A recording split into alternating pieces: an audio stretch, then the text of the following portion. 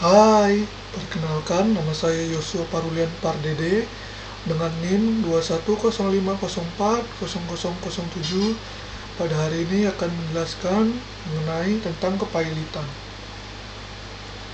Pertama-tama, kita akan membahas tentang pengertian kepailitan ya.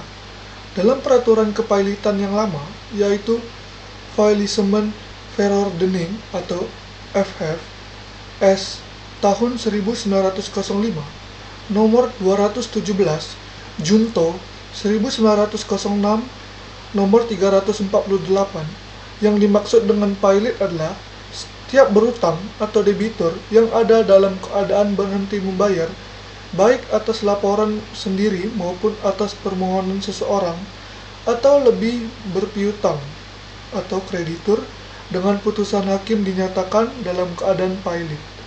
Selanjutnya, menurut Undang-Undang Nomor 4 Tahun 1998 tentang kepailitan, dalam pasal 1 ayat 1 disebutkan, kepailitan adalah debitur yang mempunyai dua atau lebih kreditur dan tidak membayar sedikitnya satu utang yang telah jatuh tempo dan dapat ditagih dinyatakan pailit dengan putusan pengadilan yang berwenang.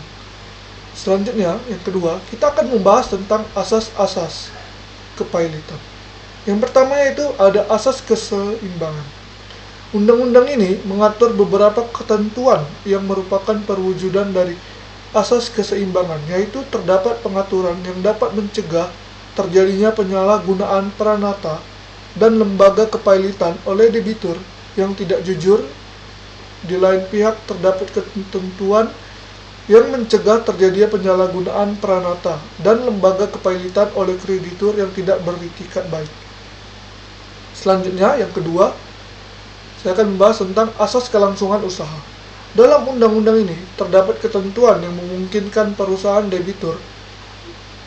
Undang-undangnya itu undang-undang tentang kepailitan ya teman-teman, yang prospektifnya tetap berlangsung. Selanjutnya, yang ketiga, yaitu asas keadilan.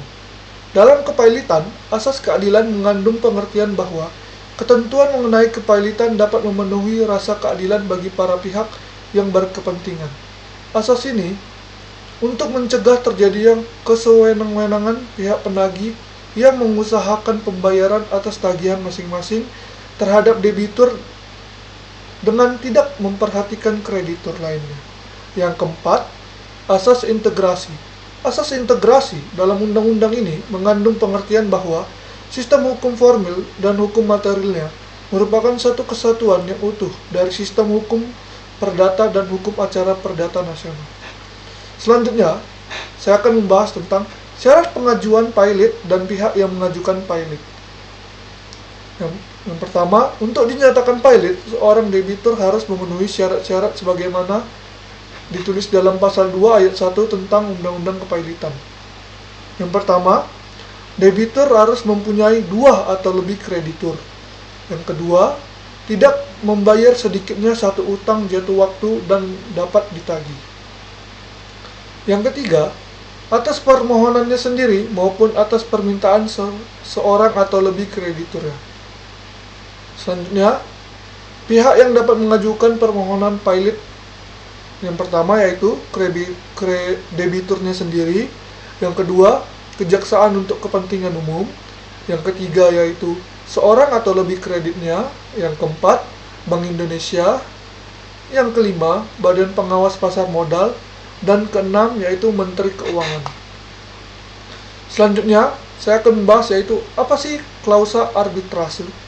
Klausa arbitrase pada hakikatnya merupakan suatu ketentuan atau pasal di dalam perjanjian atau kontrak yang menyebutkan bahwa setiap perselisihan yang mungkin timbul dari atau berhubungan dengan perjanjian atau kontrak tersebut diajukan pada arbiter untuk diputus. Dalam pasal 9 ayat 1 memuat tentang hal-hal yang harus dimuat dalam perjanjian tersebut, yaitu yang pertama, masalah yang dipersengketa, yang kedua, nama lengkap dan tempat tinggal para pihak, yang ketiga, yaitu nama lengkap dan tempat tinggal arbiter atau majelis arbitrase, dan yang keempat yaitu tempat arbiter atau majelis arbitrase akan mengambil keputusan.